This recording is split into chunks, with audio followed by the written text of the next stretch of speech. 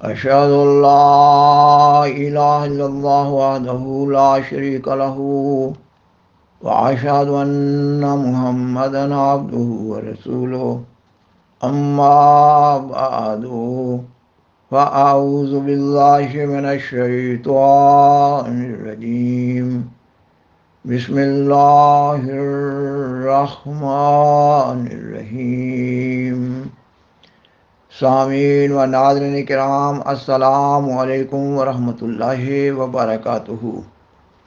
سیدنا حضرت مسلم معود رضی اللہ تعالیٰ عنہ کے سلسلہ کتب انوار العلوم کی جلد اول کی دوسری کتاب محبت الہی کا تعارف پیش کیا جا رہا ہے۔ آپ کی یہ کتاب 1907 کی ہے۔ آپ نے مارچ 1907 میں ایک مضمون بعنوان محبت الہی رسالہ تشہیر الاذہان میں لکھا، جو بعد میں کتابی شکل میں شائع ہوا۔ گزشتہ پروگرام میں اس کتاب میں سے بعض اقتباسات پیش کیے گئے ہیں۔ اس پروگرام کے ذریعہ اس مضمون کو آگے بڑھایا جا رہا ہے۔ آج کے پروگرام میں بطور خاص ایک بندہ کا اپنے اللہ تعالیٰ کے حضور استغفار کرنے کا فلسفہ بیان کیا جا رہا ہے۔ یہ کہ استغفار ایک عظیم قوت ہے۔ استغفار اللہ تعالیٰ کی محبت کو پانے کا ایک بہت بڑا ذریعہ ہے، اور یہ کہ اللہ تعالیٰ سے محبت ایک فطرتی جذبہ ہے۔ ایک بچہ بھی اس فطرتی جذبہ محبت سے اپنی ماں کی اور کسی دوسرے کی گود کو پہچانتا ہے۔ اللہ تعالیٰ کے حضور استغفار سے اس فطرتی جذبہ محبت کی حفاظت کرنے کی ضرورت ہے۔ آپ بیان فرماتے ہیں، جب ایک شخص خدا کے رسول سے محبت کرتا ہے کہ اس کی بدولت میں خدا تعالیٰ کا قرب حاصل کروں اور تاکہ خدا کی رضا میرے شامل حال ہو جائے، اس محبت میں وہ روز بروز ترقی حاصل کرتا اور آخرکار سب رشتوں سے زیادہ وہ اس کو عزیز ہو جاتا ہے۔ باپ، بیٹا، بھائی اور دوسرے عزیزوں کی محبت اس کے دل میں کہیں کم ہوتی ہے بنسبت اس محبت کے جو وہ خدا کے رسول سے کرتا ہے۔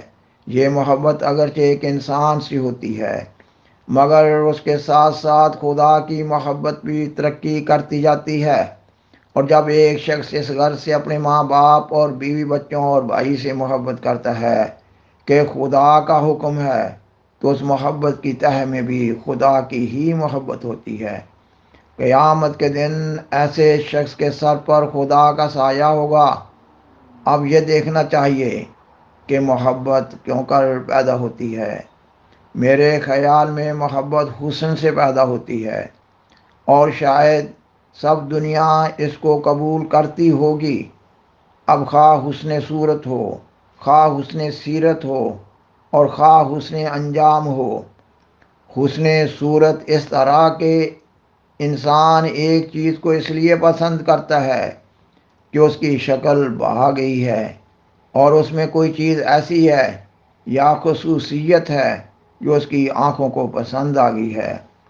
اور حسن سیرت اس طرح کہ کسی کے اچھے اخلاق اور عمدہ برتاؤ سے ایک شخص کا دل اس طرح مائل ہو جاتا ہے، اور ایسی محبت اس کے دل میں پیدا کر دیتا ہے کہ محبت کرنے والا شخص دوسرے شخص کی جگہ اپنے دل میں خاص طور سے پاتا ہے۔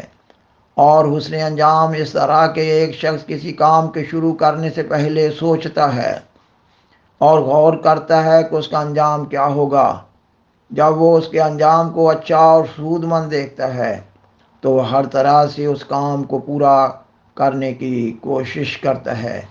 یہ تین قسم کی محبتیں ہیں جو میرے خیال میں طرح طرح کی شکلوں میں انسان کی زندگی میں پیش آتی ہیں۔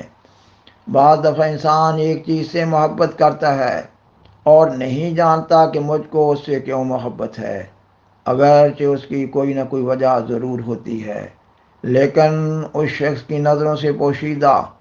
دیکھا جاتا ہے کہ ایک آدمی مدت تک ایک جگہ رہتا، اور پھر جب وہ کسی وجہ سے اس جگہ کو چھوڑتا ہے تو اس کے دل میں ایک قسم کا قلق اور گھبراہٹ پائی جاتی ہے، حالانکہ وہ جتنی مدت تک اس جگہ رہا کبھی بھی اس جگہ کی محبت اس کے دل میں جوش زن نہیں ہوئی۔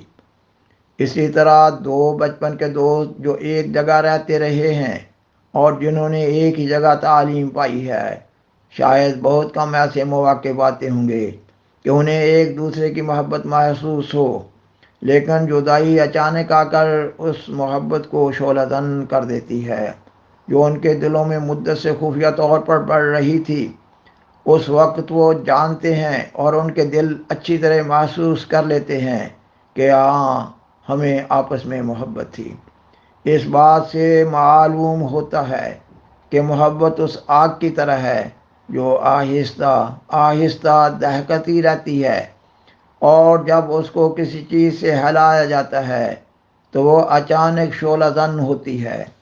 میرے خیال میں استغفار پڑھنے کی وجہ یہ معلوم ہوتی ہے کہ محبت الہی کی آگ کو بھڑکایا جائے، کیونکہ انسان استغفار پڑھنے کے وقت اپنے گناہوں کو اپنے سامنے دیکھتا ہے اور جانتا ہے کہ اگر یہی حالت رہی تو یہ گناہ مجھ میں اور میرے پیارے میں جدائی ڈالیں گے، اور آخر کار میں خدا تعالیٰ سے دور جا پڑوں گا جس سے میں محبت کرتا ہوں، اور شیطان کے نزدیک ہو جاؤں گا جس سے میں نفرت کرتا ہوں۔ پس اس جدائی کو سامنے دیکھ کر وہ کانپ اٹھتا ہے، اور خدا تعالیٰ کی محبت اس کے دل میں اور بھی جوش زن ہوتی ہے۔ اس طرح وہ ان گناہوں کو یک لخت ترک کر دیتا ہے جن کی کہ وہ واقفیت حاصل کر لیتا ہے، اور ان بندوں کے لیے جو آخرکار گناہوں کے پھندے سے نکل جاتے ہیں، استغفار ایک ترقی کا موجب ہوتا ہے، کیونکہ وہ جتنا خدا کے قریب جاتے ہیں اتنا ہی ان کے دل میں اس کے پاس جانے کا اور اشتیاق بڑھتا ہے، اور وہ جو کچھ کے فاصلہ بیچ میں ہوتا ہے اس کو ایک گناہ تصور کرتے ہیں اور خدا سے التجا کرتے ہیں کہ ہم کو اور بھی اپنے نزدیک کر لے، غرضے کہ یہ محبت ایک ایسی زبردست طاقت ہے کہ یہ ایک طاقتور اور کمزور انسان پر یکساں حکومت کرتی ہے۔ محبت کے کمال کا نام دنیا میں استقلال رکھا گیا ہے۔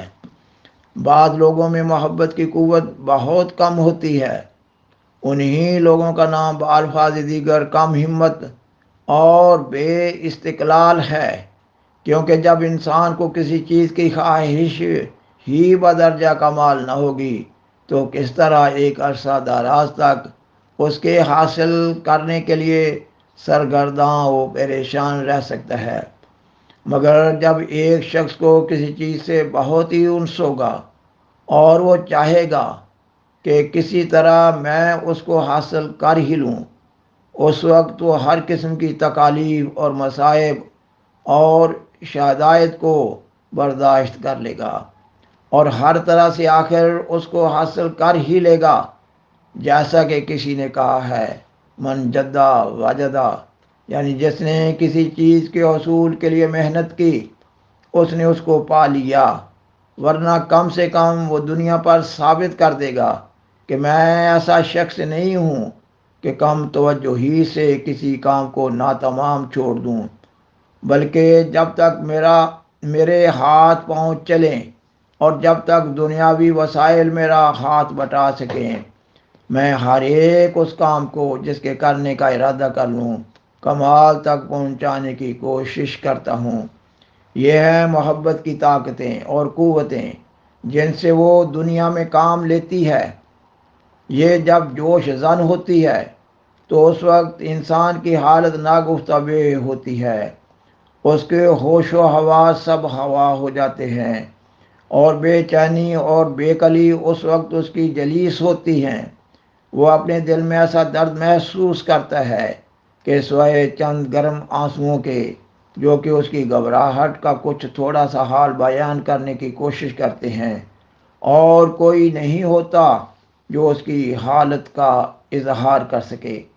یہ حالت اس قابل ہوتی ہے کہ اس کا مشاہدہ کیا جائے، لیکن یہ تو تب ہو اگر دوسروں کو ایسا واقعہ پیش نہ آتا ہو۔